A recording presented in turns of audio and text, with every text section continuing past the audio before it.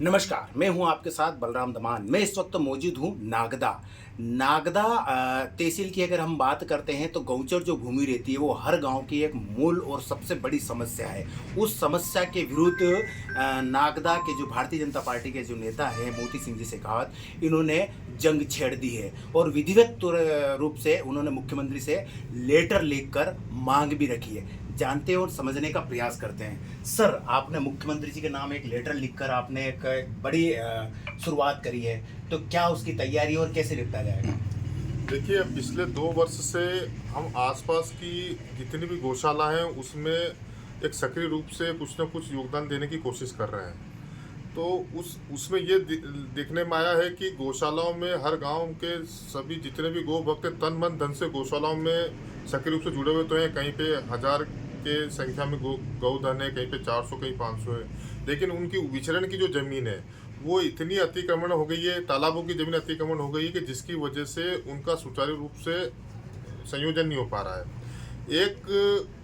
एक गांव की स्थिति तो ऐसी कि वहाँ पे गौशाला तो है, लेकिन वहाँ की खुद की गांव की 400 बीघा गोचर जमीन है, लेकिन उनको पशुओं को चरने के लिए जमीन नहीं है। वहाँ पे पानी की समस्या, पानी का मेरे ख्याल से साल भर पहले वो गौशाला में पानी के लिए 5 किलोमीटर दूर से बोरिंग करके पानी वहाँ ले जाया गया था। वहाँ पे ऐसे ही हम दुनेरा की अभी गौशाला है, उसके अंदर गौशाला तो है, लेकिन उनके विचरण के लिए 21 गांव के लोग अपने खेत में क्यारी बना के वो चारा बोते हैं। वो ट्रैक्टर के द्वारा वहाँ पे वो चारे को लेके गौशाला में जाता। तो ये तो बहुत बड़ी विडंबना हो गई।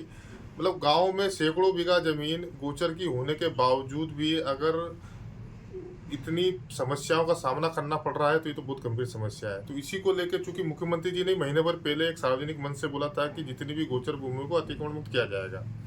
अभी हाल में पिछले महीने मैंने भी एक लेटर देखा कि आलोट में तहसीलदार साहब ने एक आदेश दिया पटवारियों को कि चूंकि अभी सोयाबीन की फसल खत्म हो चुकी है तो वो गांव-गांव जाके जो जो गोचर की भूमि है वो जो भी हमारे किसान भैया जो भी उनको थोड़ा वो जिनने अतिक्रमण कर रखा उनको बोले कि इनको ये छोड़ दें। तो एक प्रयास करेंगे तो धीरे धीरे करके इस समस्या से हम निजात पा सकते हैं। तो हमारा प्रयास यही, हम शासन प्रशासन से मांग करते हैं कि वो तुरंत, चूँकि अभी फसल बोने का कोई समय आया नहीं है, तो जितना हो सके गोचर भूमि को अतिक्रमण मुक्त कराएं, ताकि जो पशु हैं वो भी इंसान की तरह, उनको भी यहाँ पे रहने का हक है।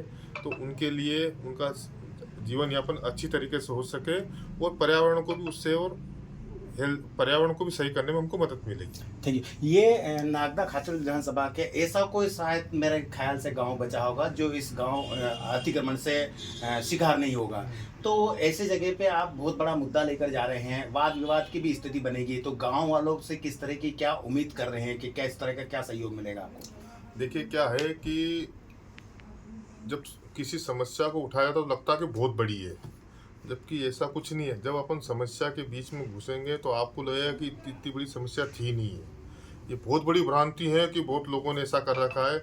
जब आप इस समस्या में घुसेंगे तो आपको मालूम पड़ जाएगा कि आपसी सामंजस्य से हर चीज़ का समाधान हो सकता है। तो ये आपको लग रहा है कि बहुत बड़ी समस्या, जबकि ऐसा कोई समस्या है नहीं। अगर प्रशासन चाहे और जो, चूँकि सारे के सारे अपने सनातन धर्म से जुड़े हुए हैं, कौन मना करेगा कोई गाय के लिए, उसके लिए ज़मीन छोड़ने के लिए? मुझे तो लगता है कोई मना करेगा। ये एक भावनात्मक आप बयान दे रहे हैं, पर बाकी कहीं ना कहीं आज ज़मीनों के भाव भी बहुत ऊंचे रेट बन चुके हैं, तो किस तरह उनसे निपटेंगे और किस तरह आप शासन प्रशासन से भी सहयोग की उम्मीद करेंगे? अरे ज़मीनों के भाव बढ़ चुके हैं तो गोचर की या सरकारी ज़मीन थोड़ी कोई बेच देगा। अब देखिए, ये जो विषय है इसमें इतना कोई बड़ा मुद्दा नहीं है, और जब शासन प्रशासन चाहे तो इस चीज़ को कर सकता है। और सारे लोगों की मांग ऐसा नहीं है। अभी आप किसी की लोगों की आम जन की भावना बोलोगे तो आप बोलेंगे भाई गोचर की भूमि को अतिक्रमण मुक्त होना चाहिए उसमें। और उसके लिए चूँकि देखिए हर जगह मीठा मीठा तो मिलेगा नहीं, थोड़ा चरखा भी मिलेगा, तो ठीक है, चरखा भी खाएंगे। अच्छा, लोग सभी यही वास्तविक बोलते भी है कि ऐसा होना चाहिए, पर कहीं ना कहीं उन्होंने भी कहीं ना कहीं कब्जा कर रखा है। हाँ। चलो छोड़िए इस बात को, आप मुख्यमंत्री जी को जो लेटर लिखा है उस उधर से क्या आश्वासन मिला है? नहीं, देखो उन्होंने तो पहले ही बोल रखा है। अब ये तो जनप्रतिनिधियों को चाहिए कि वो अपने हर जगह वो उसके लिए मुद्दा उठाए, जन भावनाओं के तहत। और अपना भी एक देखिए, अपना भी एक फर्ज बनता है कि समाज के प्रति की एक अपनी जिम्मेदारी, अगर किसी राजनीतिक दल से आप जुड़े हुए हो या किसी सामाजिक स्तर पर जुड़े हुए हो, तो कहीं ना कहीं आपकी भी जिम्मेदारी बनती है कि आप ऐसे जो ज्वलंत मुद्दे जो कि भविष्य में समाज की संरचना के लिए बहुत जरूरी है, उनको उठाना चाहिए। Thank you. ये है नागदा विधानसभा के भारतीय जनता पार्टी के कद्दावर नेता जो मोती सिंह रावत, इन्होंने बताया है। और वास्तविक नेता की सोच वाकई में होनी भी चाहिए ऐसी। ये बता रहे हैं कि बहुत छोटा सा काम है, मैं कहता हूं कि बहुत बड़ा काम है, क्योंकि कहीं ना कहीं हर एक गांव में ये एक मूल समस्या है और इस मूल समस्या से ग्रामीण के प्रत्येक व्यक्ति जूझ रहे हैं। मेरे साथ कैमरा पर्सन चंद्रशेखर चौहान के साथ बलराम दमान, स्टेट टुडे, नागदा।